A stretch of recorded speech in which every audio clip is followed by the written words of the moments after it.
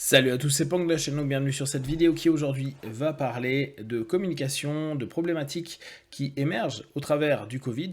Covid qui va mettre en place des factions de pensée et donc des oppositions dans des groupes amicaux ou des groupes familiaux, des groupes sociaux qui n'auraient peut-être pas eu lieu aussitôt s'il n'y avait pas eu Covid, ou il y a aussi beaucoup la politique qui amène à cette problématique. Il faut bien voir que quand une personne défend une opinion, elle a fait des recherches ou elle a été influencée par, et de l'ensemble des éléments qu'elle a pu prendre comme information, elle en a tiré une conclusion, et cette conclusion a créé un ensemble d'actions, de décisions qui vont pouvoir mener sa rhétorique et ses comportements. On se dit beaucoup en ce moment que le Covid, ça détruit les relations entre personnes, que ça dégrade un peu la société parce que ça crée encore davantage de conflits. Que potentiellement on aurait pu créer une union et qu'en réalité, on s'aperçoit que ça crée une séparation. Là-dessus, dans les faits, c'est ce qu'on observe. Ce qui est intéressant, c'est de s'interroger sur est-ce que, s'il n'y avait pas eu un point focal, un élément clé, on n'aurait pas quand même eu cette séparation. Dans une société qui est de plus en plus individualiste, dans une société qui pense d'abord aux besoins individuels avant le besoin collectif, et c'est pas lié qu'à la France, c'est notre société actuelle qui s'oriente de cette façon-là. Et on le voit beaucoup depuis la fin de la Deuxième Guerre mondiale. Donc, là, on a un point sur lequel on peut envoyer toutes nos projections dans les discussions, les relations qu'on a avec les gens.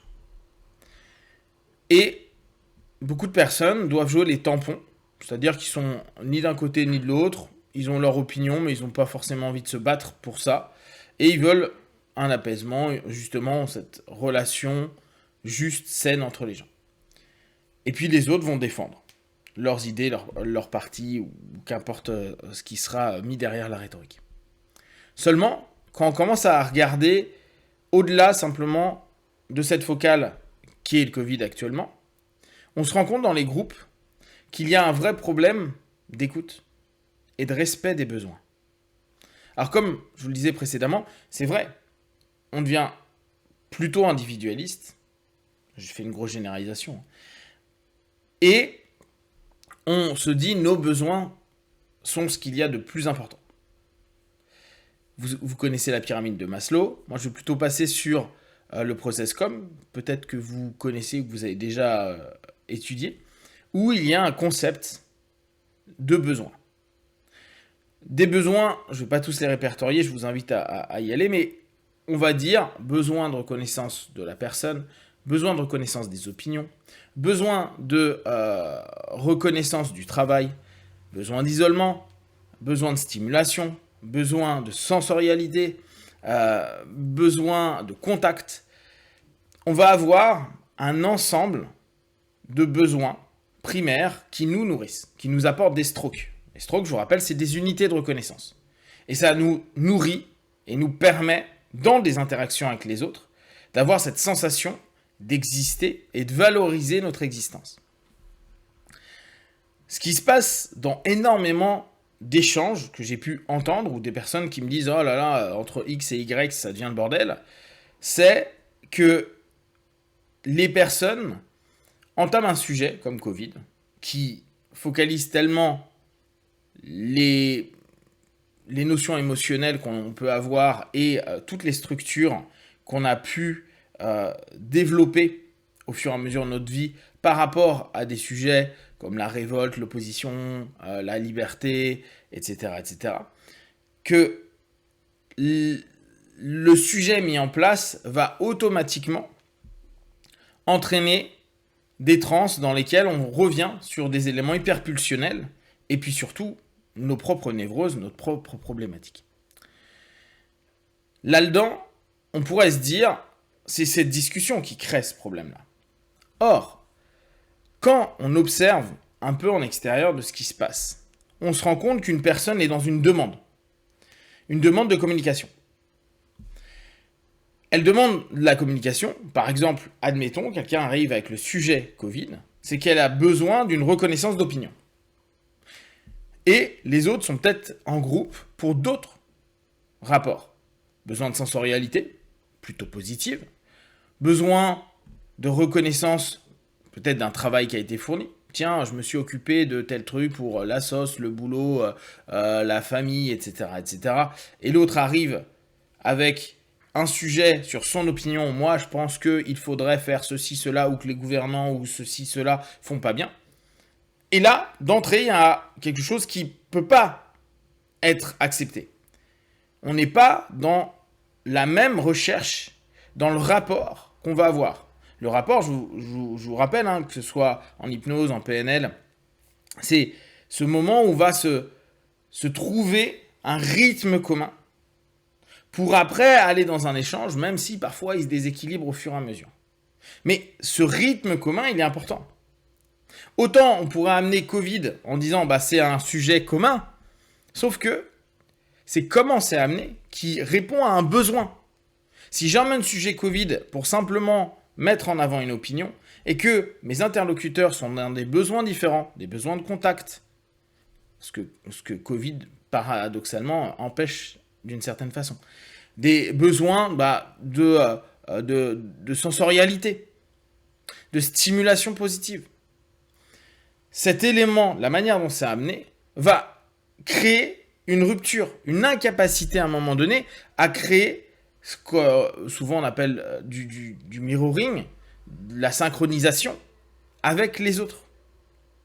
Et d'entrée, on va se rendre compte que ça va pas du tout et il y a de la tension qui va se créer parce que personne ne va avoir la réponse à son besoin.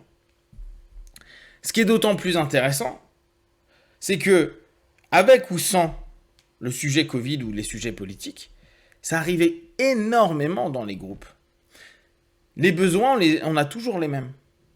On en a qui sont, on va dire, primitifs. Bien sûr qu'on a besoin de répondre à plein de choses, mais on en a qui sont plus importants que d'autres.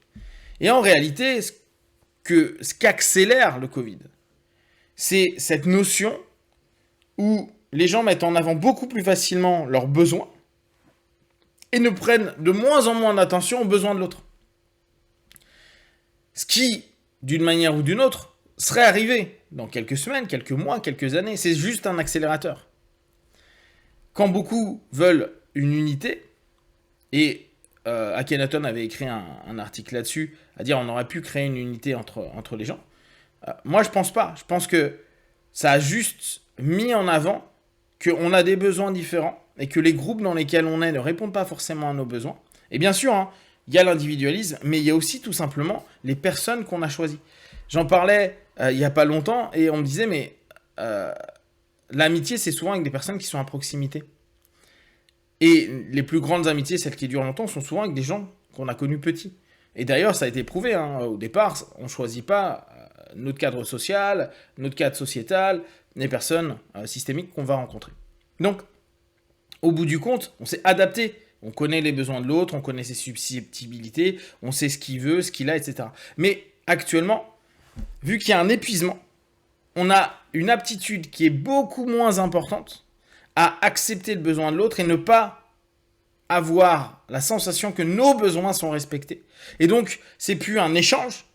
Je te donne de l'attention et je réponds un peu à ton besoin et tu fais la même chose. Et dès lors, on est dans ce rapport-là. Mais on arrive, avec ce manque d'énergie, à un sujet clivant parce que l'autre, une des personnes veut arriver assez rapidement à choper de l'énergie parce que la fatigue, plein de choses, ne serait-ce que d'avoir eu peut-être la maladie ou d'entendre constamment des choses qui ne correspondent pas à ce qu'il a envie, etc., etc.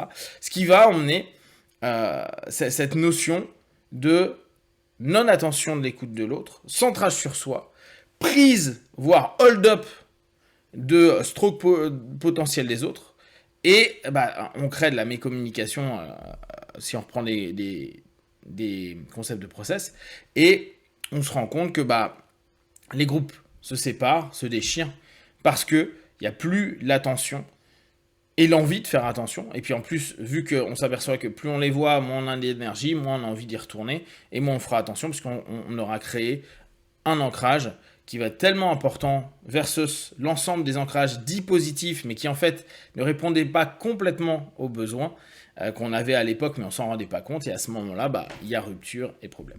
Si vous avez des remarques, ou si vous avez vous-même eu ce type de sensations, n'hésitez pas à partager votre expérience sur Facebook, YouTube. Je répondrai le plus rapidement possible. Comme d'habitude, de tout ce que je propose, ne prenez que ce qui est bon juste pour vous. Testez, observez, analysez et concluez. Be one, ciao.